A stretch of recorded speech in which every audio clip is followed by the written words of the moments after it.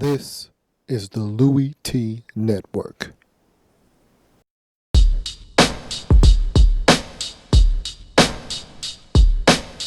The Redskins Report.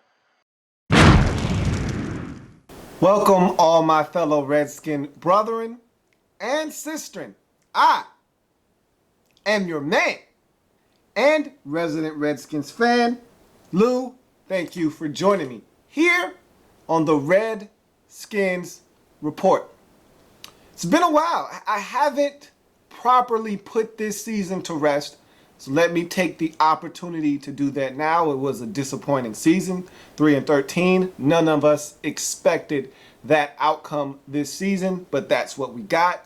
A lot of turmoil, a lot of confusion, a lot of controversy, just a lot of bad things out of DC, and a very disappointing and fitting end to a very disappointing season, one that we couldn't wait to get over and really to just start over. I mean, this needed to be something that changed. We needed change in DC, and we got it. No more Mike Shanahan. He is out. So is Kyle Shanahan and a lot of their staff.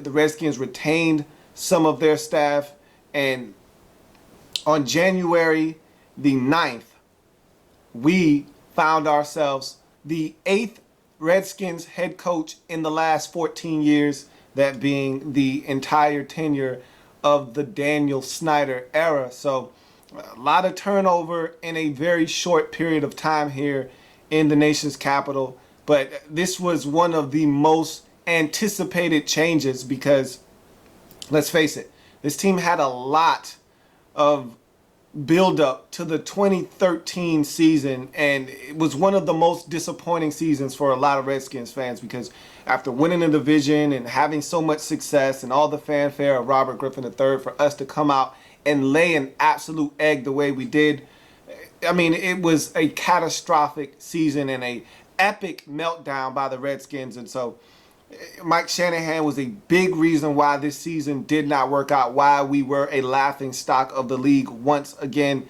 And so he needed to go. And Kyle Shanahan, he didn't make things any better. And it just was a bad situation this year. And it's good to see the Redskins move on from that situation.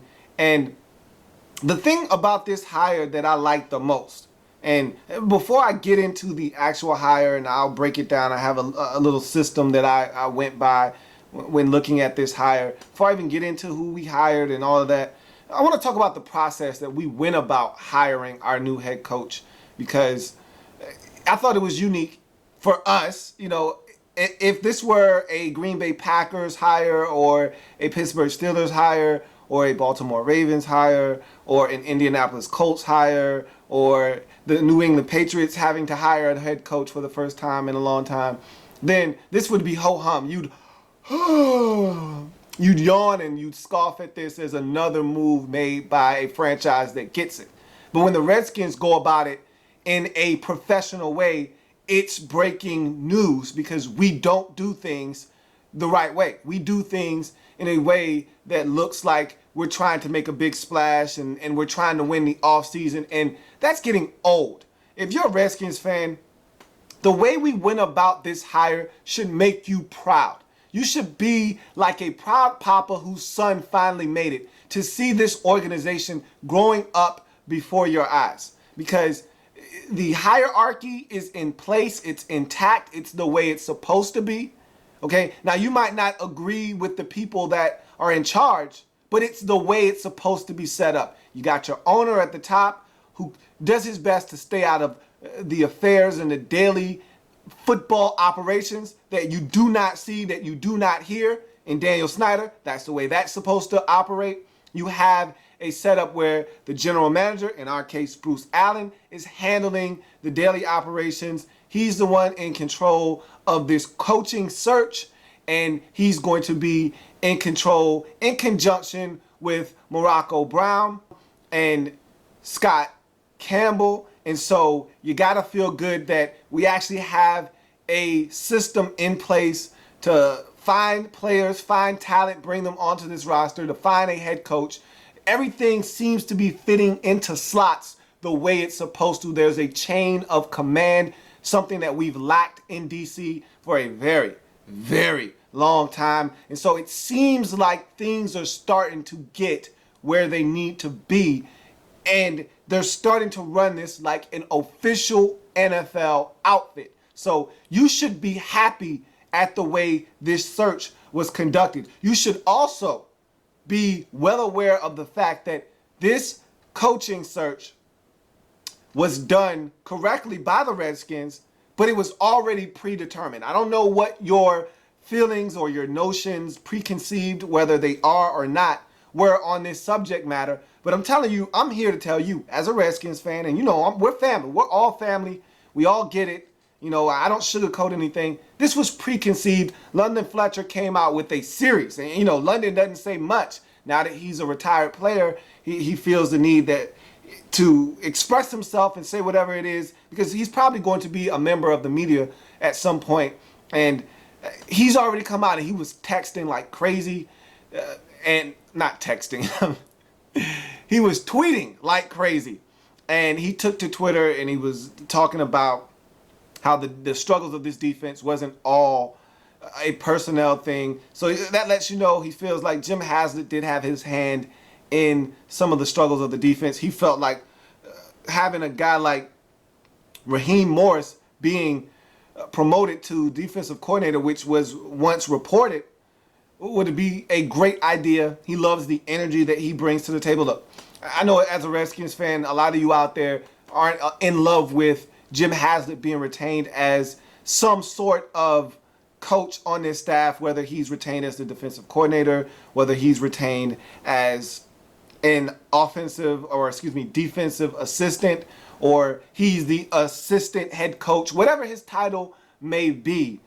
You're not really pleased that he's going to be retained on this staff. You should be elated. And I know I'm not going to be able to change the minds of a lot of you Redskins fans. You don't want Jim Haslett around. You don't think that he's a good defensive coordinator. You think that our defense was porous, and they were, and he didn't get the job done. And this is a results league, so I understand your frustration with him being retained on this roster. But at the same time, on this coaching staff, Jim Haslett does belong, okay?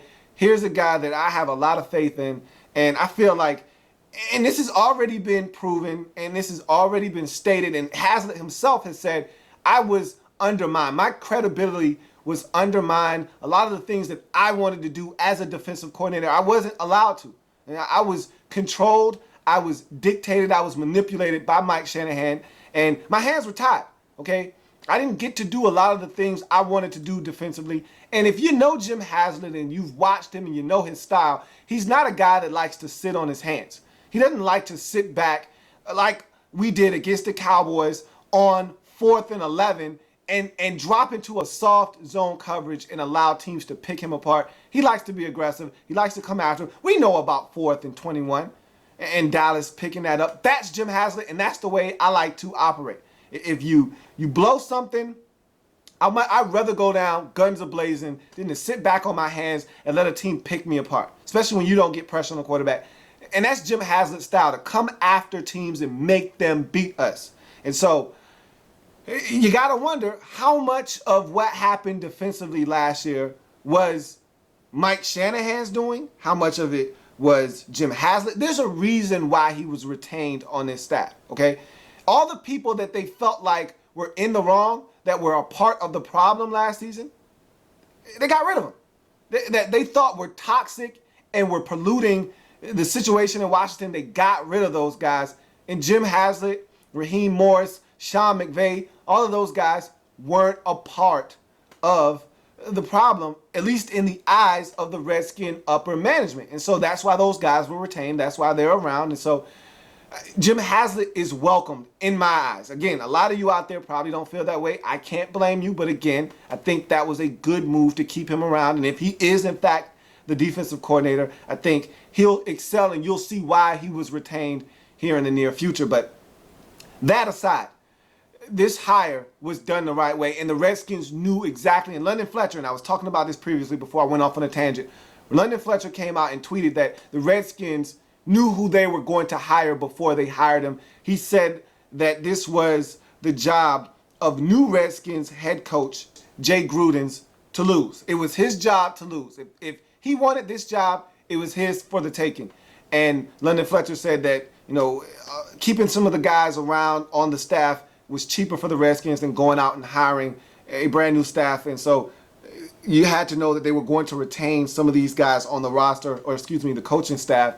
And so everybody knows that when it comes to money, to a fiscal situation, our general manager, Bruce Allen, is one of the best in the league. He's very frugal, and that's a nice way of saying he's cheap. He doesn't like to spend a lot of money, and I don't have a problem with that. With our history and us loving the whole offseason and overspending for coaches and players, it's refreshing to have a guy in here that understands dollars and cents. And if the dollars don't make sense, then the move doesn't make sense. And so it's good to see someone that's going to keep us in a financially healthy and a fiscally healthy situation here in DC, and Bruce Allen is going to do that. So this was a really good day for the Redskins organization.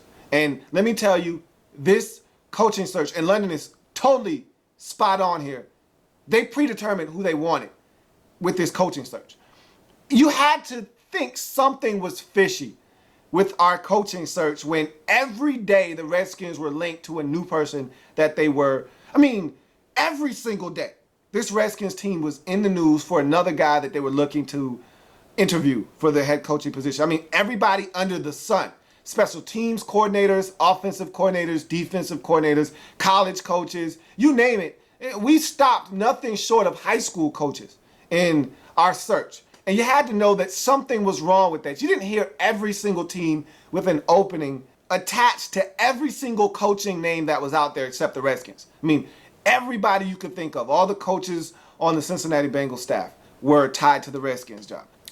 All of the names out there at some point were linked in some way to the Redskins job, whether they were being interviewed or the Redskins were interested or they were putting their name in the hat to have a chance to interview guys, whether it be teams that aren't out of the postseason yet that have coordinators that the Redskins want to talk to, like the Chargers with Ken Wisenhunt, or it's guys that were previously fired, like a Lovie Smith, or a guy that has been retired for a long time, like a Bill Cowher, or their hot coordinator like a Sean McDermott in Carolina, Greg Roman in San Francisco. You got all the coordinators in Seattle, from their defensive coordinator and their offensive coordinator, Darren Bevel, Dan Quinn, their defensive coordinator.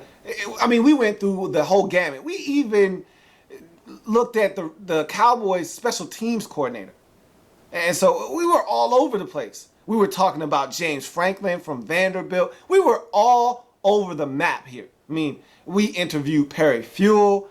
We did some of everything. So that was kind of alarming. It sent off bells and whistles. Why are we interviewing everybody? It seemed like every day it was a new candidate that we're interviewing for the job that we're interested in interviewing, and it just seemed fishy to me. So when Jay Gruden's name surfaced, I said that makes a lot of sense. And this is something that you have to know. When you're talking about bringing in new coaches, this is how all the good programs do it. You go with what you know. You go with comfort. You go with some people that you trust. It's not uncommon in the National Football League to see guys link up. That's what they do in the National Football League. Case in point, Kansas City last year. When they put that whole structure together with Andy Reid and John Dorsey and all the people that they brought in, from top to bottom, GM, head coach, the whole staff, these are all guys that worked together previously. They all know each other. They've been in league circles together. They're comfortable with each other. That's what teams do. As soon as Andy Reid got fired, it was immediate. As soon as he got fired, Kansas City said, hey, how do you feel about coming to Kansas City? And he said, hey, I'd love to come.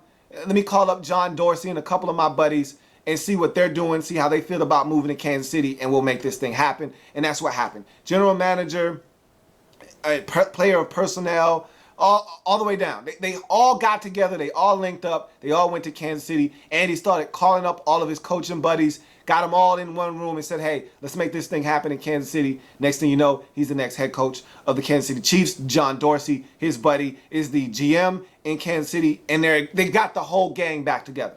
Same premise here in Washington. That's what the good franchises do. They get people that they trust in the room together, and they make it happen. And you had to know that throughout this search, the Redskins did a lot of talking to different guys because they haven't done this. They haven't been able to talk to prospective candidates in the past because the last time they went straight to Mike Shanahan after they fired the last Redskins head coach. When they got rid of the mess that was here before with Vinny and Jim Zorn and that whole situation, when they got rid of that mess, that circus act that was here the last time, they went straight to Mike Shanahan. They knew what they wanted. They had been talking to him. They already knew what they wanted to do. They didn't really talk to a lot of candidates. They went straight for Mike Shanahan. So that one, they didn't really get to talk to a lot of people. So they really didn't go through the process and go through what you're supposed to as a team to do your due diligence, to talk to people just in case one of these candidates knocks your socks off. You know, and you talk to him and you're like, wow, this guy really gets it. Maybe we need to make him our new head coach. They didn't go through that. They just went straight to Mike Shanahan. And, you know, previous to that, it was Joe Gibbs. And nobody wanted this job after Gibbs left. And that's why we ended up hiring Jim Zorn. And so we really didn't go through the process the way we were supposed to in the past. We did it the right way this time.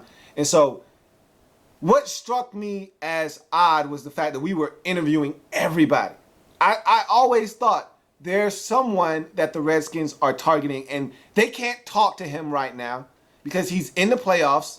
And so he can't talk to the Redskins. Redskins can't talk to him, don't have access to him. So the Redskins are stalling.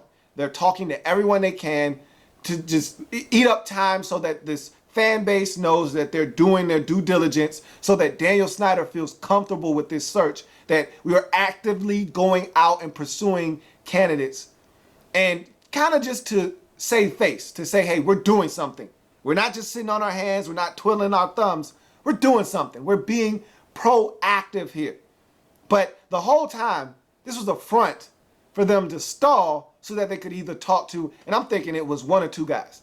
They wanted Ken Whisenhunt of the San Diego Chargers. And look, there were other jobs out there that might have been more attractive to Ken Whisenhunt, i.e. the Detroit Lions, that probably would have came calling. And there might have been a situation where if the Redskins really wanted Ken Whisenhunt, they might have had to go bidding for him. Or Jay Gruden. To me, that was the logical reasoning behind the Redskins coaching search tactics.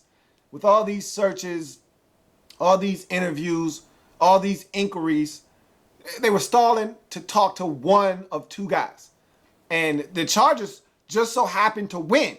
And nobody expected that. I didn't expect that. You didn't expect that. But they won. So that gave the Redskins an opportunity to talk to Jay Gruden before Ken Whisenhunt. So maybe this was a twist of fate. Maybe this is what was supposed to happen. I'm a guy that believes things happen for a reason. Everything happens for a reason. So maybe the Chargers won that game, so we didn't have a chance to talk to Ken Whisenhunt. We got to talk to Jay Gruden first, and we liked what we heard. And everybody is comfortable with Jay Gruden.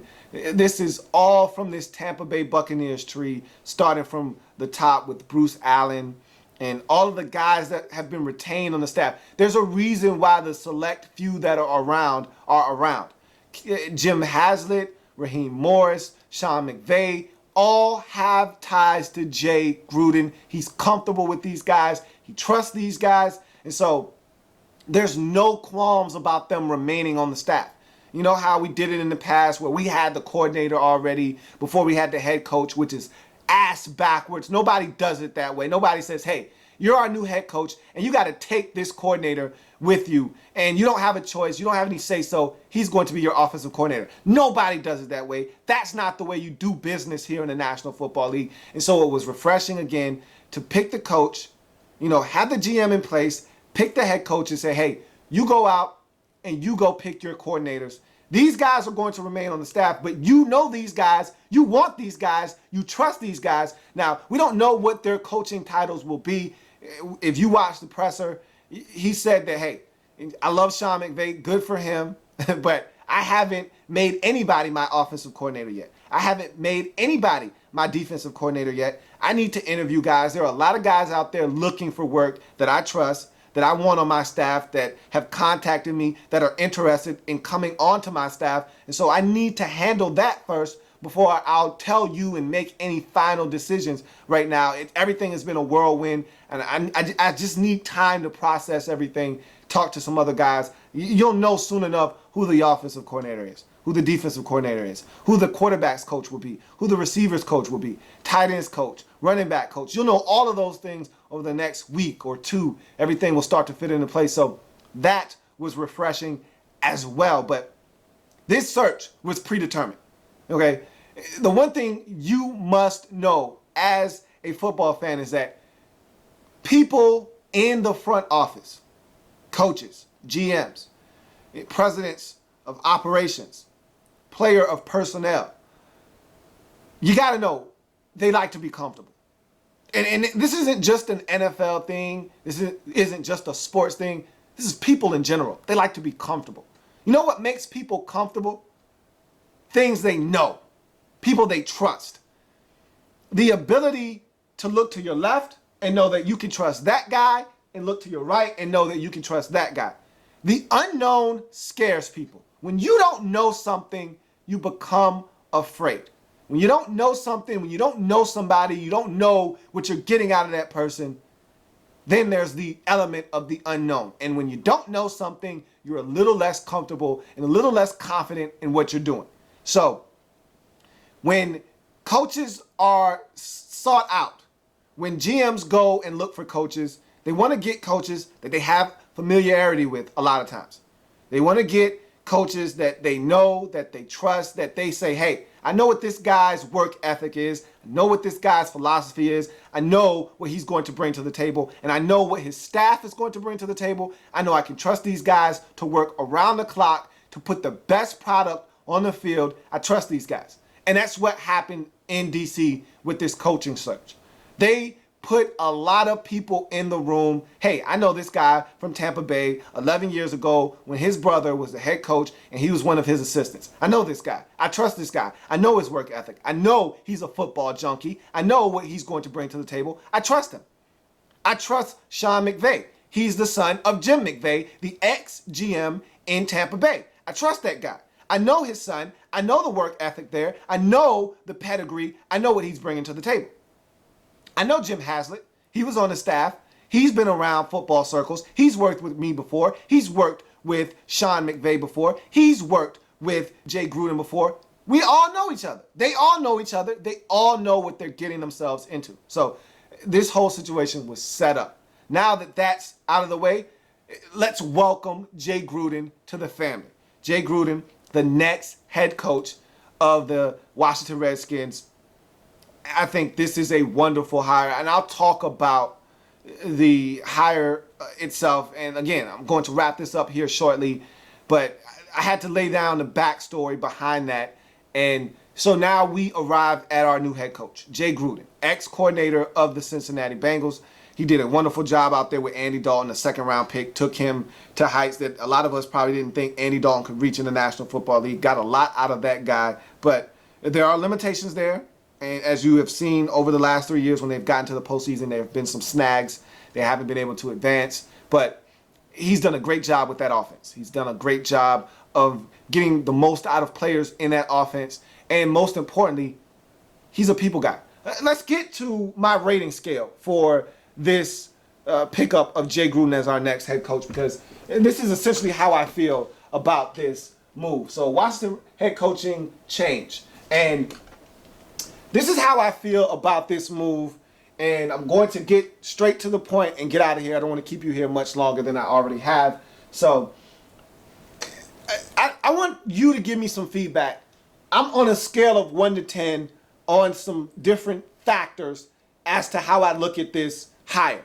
And give me your perspective on this. It doesn't have to be exactly like mine, but If you want to just give me your overall excitement on a scale of 1 to 10, that's fine. If you want to do it like I did it and give me a 1 to 10 number, that's fine as well. I just need some feedback. Tell me how you feel, how you guys feel about Haslett being retained, how you feel about the hire of Jay Gruden, how you think this process went along, and how you feel about the way the organization looks like it's going to be ran. I feel like it's a clean operation now. They got a lot of the trash. Listening to Chris Cooley talk about how there were factions since he was in DC, and he's been through some coaching tenures. He was there with Gibbs, he was there with Zorn, he was there with Shanahan. He's seen all of the different factions and the different cliques within the coaching staff. I feel like with everyone being on the same page, them all knowing each other, they're all going to be on one accord. And that is refreshing, because in Washington for the longest time, there have been cliques inside of the organization. You were a Shanahan guy, you didn't really agree with him, so you had guys that were Shanahan guys that have been with Shanahan since the Denver days, and his son, and all of those guys were over here. Then you had the Jim Haslett guys, and you had Raheem Morris on the other side. Then you had guys that were like, none of these guys know what the hell they're doing, and they were off to this side. And so you had different factions within the coaching staff. Can't work that way. You can't have guys over here thinking one way, guys over here thinking another way, guys over there thinking another way. It doesn't work. It's not all on one accord when it's like that. You don't get a great finished product when everybody's not on the same page. I feel like with Bruce Allen at the top and a guy he trusts at the head coaching position in Jay Gruden, and guys underneath him that they all trust, that they all have worked with before, and everybody's on the same page, with Morocco Brown and Scott Campbell helping with bringing in the talent in Washington. I think they have a good eye for talent. I think they just were ignored when Mike Shanahan was here. Now they're going to actually have a voice, be heard in the war room when we're drafting players and when they're analyzing players, and guys that they actually put on their big board actually are going to be selected instead of them being overridden and overruled by the head coach. Everybody's going to be on the same page, and so I feel like this is the right way to go about it. So how do I feel about the move itself? The move itself, I'm elated. It's a 10 for me. Scale of 1 to 10. We're over here with a 10. It's a 10 for me, okay? I feel great about the hire. I feel like they did it the right way. I feel like this is the way it needs to be. Everybody needs to be on the same page. You trust the guy next to you. This is the beauty about having everybody on the same page. There's trust. And like I said before, the ability to look to your left, when you're in the trenches, when you're in the lab room and you're studying film like crazy, when you go into that burrow, into that hole, and you just start ingesting film, and you start studying and breaking down the next team for Sunday's game, and you haven't had much sleep, and you're knee deep in the game plan, you need to be able to know that I can look to my left, and there's a guy there that I trust. I can look to my right, and there's a guy that I trust, and we're all on the same page. And I think we're getting that. And I think the move itself really states that we're starting to do it the right way. We didn't go out and get some big name head coach with, coaching pedigree and success from the past, and he did it another way, and he's not as hungry, and he's looking to get paid, and he wants a lot of control, and he's not on the same page with everybody else in the organization, that he has an agenda that he's trying to push. We're not doing that. We went out and got a young guy, up-and-coming coordinator, never been a head coach. He's fresh, he's new, he's vibrant, he's bringing a sense of, I want to win, but I want to go about it in a way that I'm not pushing off my agenda. And I'm talking about Mike Shanahan, or even Joe Gibbs to a certain extent. I'm not pushing off the way that I used to do things on my players. Now, Gibbs, he didn't push it off on you in a way that was unhealthy like Mike Shanahan did. Mike Shanahan was a guy that, hey, this hole is round. And if you're not a round peg, you can't fit into my hole. And you can't operate like that. As a football coach, you have players on your team that are talented, but they're talented in their own way. You have to maximize the talent that you have, okay? You can't just take Aldrick Robinson and say that he's an X receiver and he can't get on the field because Pierre Garçon is an X receiver and he can't play any other position on the field. Aldrick Robinson is extremely talented. He has the one thing that we lack on this team, and that's speed. You got to get him on the field. But I don't want to hear the excuse that he's an X receiver and he can't play another position. Teach him another position. Get him on the field, whether it be in the slot as a Z, out wide at the other receiver position as a Y. I don't want to hear that he's a backup to Pierre Garçon, and that's why he can't get on the field. That's hogwash. Get him on the field. Utilize him to his best capabilities. Utilize him to your best capabilities. Don't say, hey, this is our system. If you can't run it, you can't play. Because that's how you stop guys from growing as players. You stunt their growth when you tell them, this is my system. You either have to conform to my system or you can't play. Have plays set and built in that guys can run that works to them and their advantage, and they're successful at it. And he didn't do a good job of that. Mike Shanahan didn't do a good job of that. Jay Gruden, one of the first things he said was, hey, I'm not a guy that's closed-minded to anything. I'm open to a lot of different things. If it works, I want to run it. He said, I never met a play that I didn't like that worked. If it works, I want to do it. Hey, I'm open to read option. I'm open to, anything. I want to throw the football. I want to run the football. I want to do everything that works. If Robert doesn't like a play, we're not going to run it. I'm a guy that conforms to my talent. And that's all I want. Give me a coach that understands you need to conform to talent. So the move itself, I love it. I love the move. Absolutely am in love with the way we went about it, the guy that we hired, the process at which they did it, everything. So that's a 10 for me. You go to Jay Gruden, the coach. How I feel about Jay Gruden, the coach. Well, guess what? We don't know Jay Gruden, the head coach. We know Jay Gruden, the offensive coordinator. We know Jay Gruden, the quarterback. We know Jay Gruden, the assistant. We don't know Jay Gruden, the head coach. So for that, it's a 7. That's a 7 for me because we don't know what we're getting out of him as a head coach. I do know this. He has pedigree. Brother was a successful head coach and a well-known head coach, him being John Gruden. His dad, a coach at a different level. So it's in his blood. It's in his nature to be a coach. He's coached at different levels. And like he said in the press conference, whether you're an assistant, whether you do it at the AFL level, the UFL level, you're dealing with players. You're dealing with people. And we all know the next head coach that comes in here has to be able to deal with Robert Griffin III, has to be able to coexist with him, has to be a people's person, okay? This next guy can't come in here and be an absolute douche.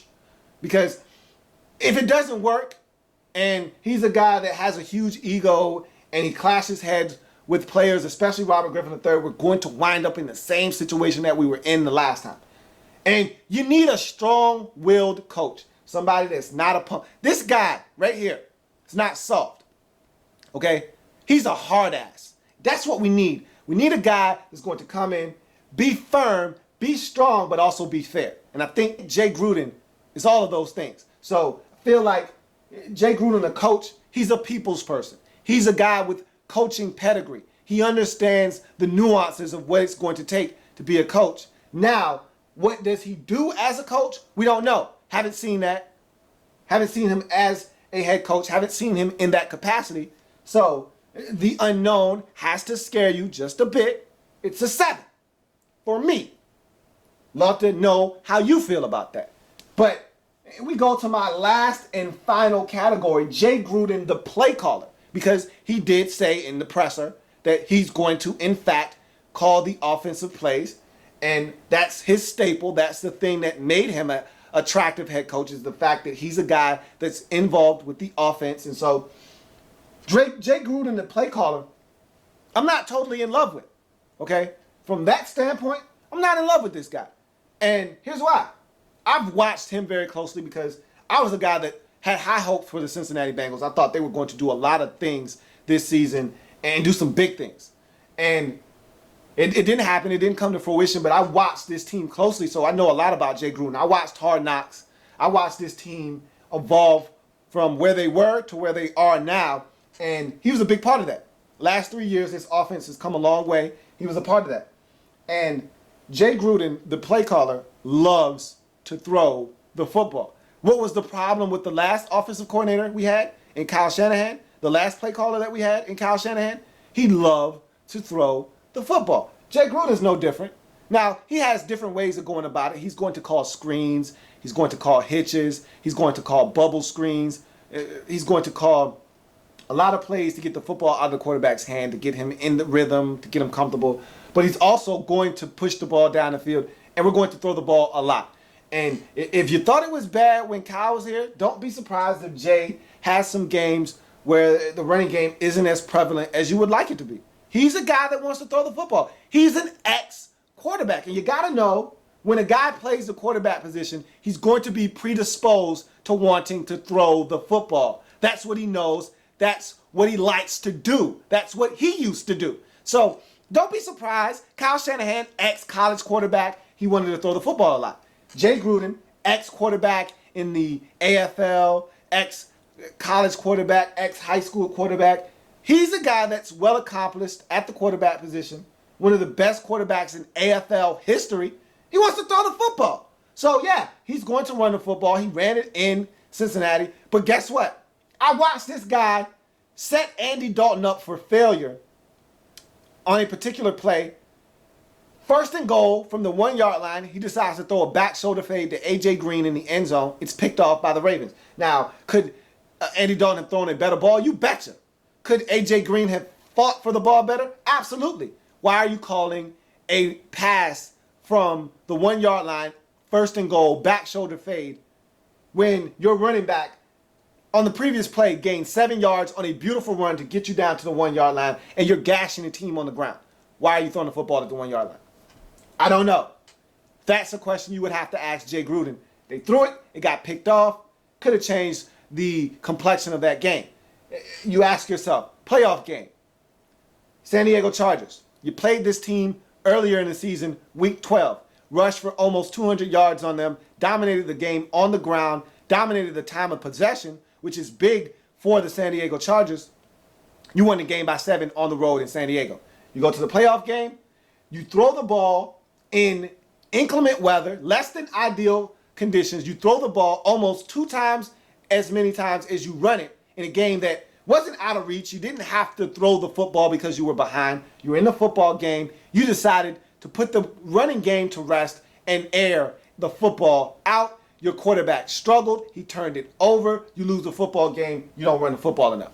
So we've seen Jay Gruden not essentially abandon the run, but throw the ball and err on the side of throwing the football over running the football, which is a safer option, which is probably the better option in certain cases. So I'm not in love totally with Jay Gruden and play call. Now, can he change his stripes? Absolutely. Can he conform to what we have here in DC? You betcha. He already said, I want to run zone, I want to run power, I want to run off tackle, I want to run between the tackles. So he's already said, I want to run power, I want to run everything. So that lets you know nothing's out of bounds for Jay Gruden. So as a play caller, I've got doubts. I'm not totally sold on him as a play caller, but we'll see.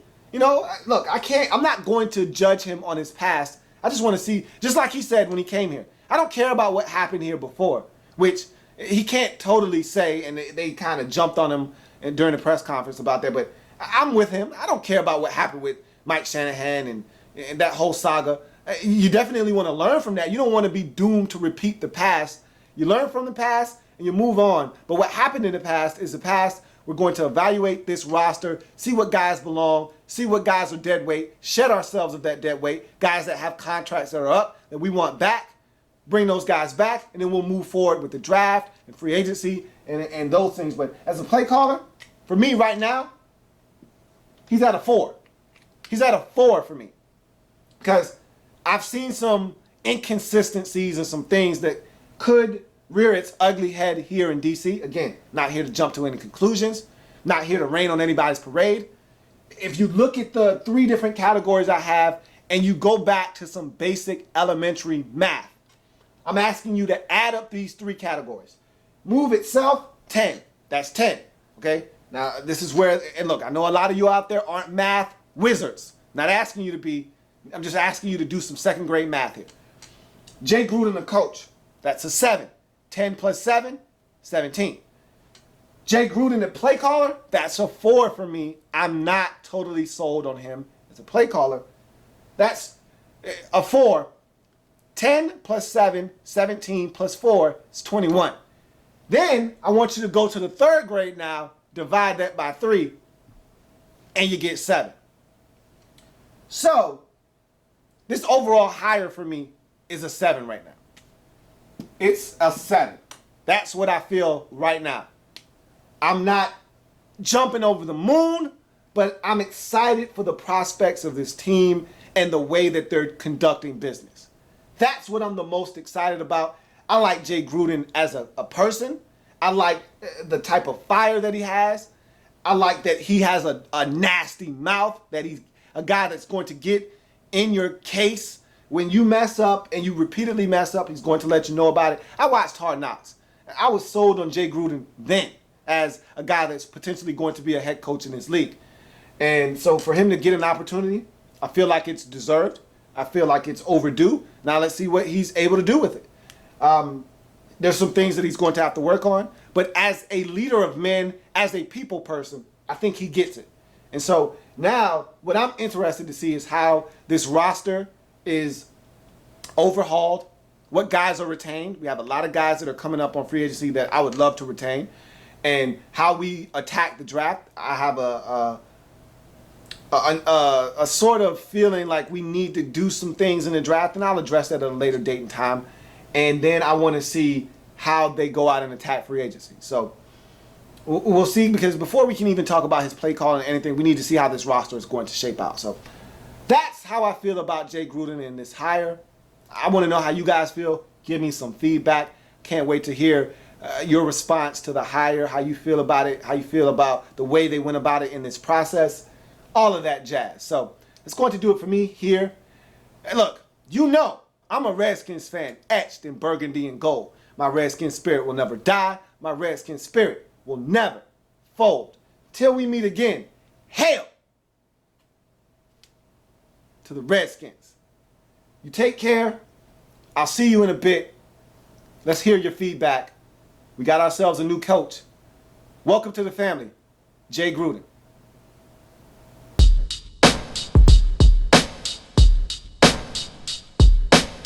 The Redskins Report.